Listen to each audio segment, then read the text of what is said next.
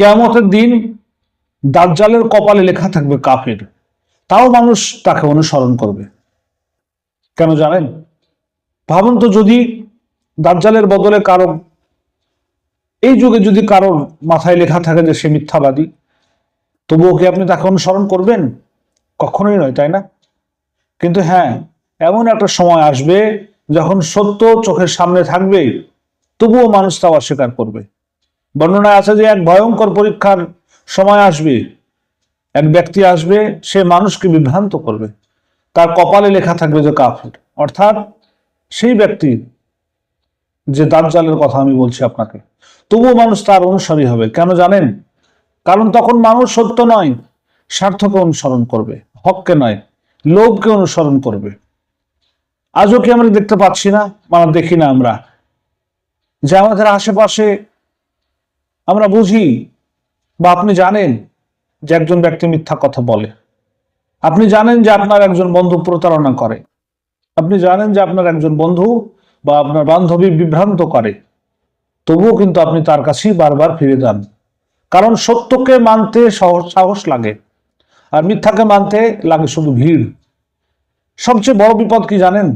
যখন মানুষ ভুলকে ভুল মনে করা বন্ধ করে দেয় আর মিথ্যাকে সত্য ভাবতে শুরু করে, সেদিন মানুষ প্রতারকের অনুসরণ হবে। যেমন আজকের দিনে প্রতারকের দিকে মানুষ বেশি হয়ে যায়, ঝুঁকে যায়, ঠিক সেই দিনও কিন্তু সেই দিকেই ঝুঁকে যাবে। কিন্তু তারা মনে মনে ভাববে যে আমরা সকলেই কিন্তু সঠিক পথে আছি।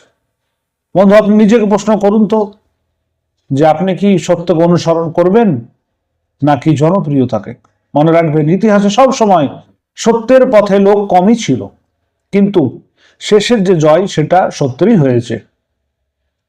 যে মানুষ সত্যকে ছেড়ে দেয় সে ধীরে ধীরে প্রতারণার দাস হয়ে যায়, আর যে সত্যকে আঁকড়ে ধরে সে একা হলেও কিন্তু মুক্ত।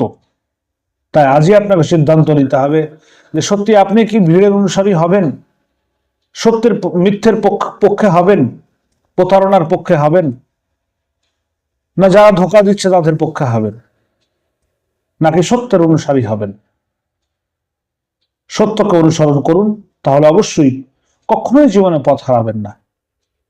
বন্ধুরা, চাইলে যদি আপনাকে ভিডিওটি ভালো লেগে থাকে তাহলে অবশ্যই আমার এই ভিডিওটি শেয়ার করুন এবং আমার এই চ্যানেল সাবস্ক্রাইব করুন। ধন্যবাদ। আবার দেখা হবে আরো একটি শিক্ষামূলক ভিডিও নিয়ে।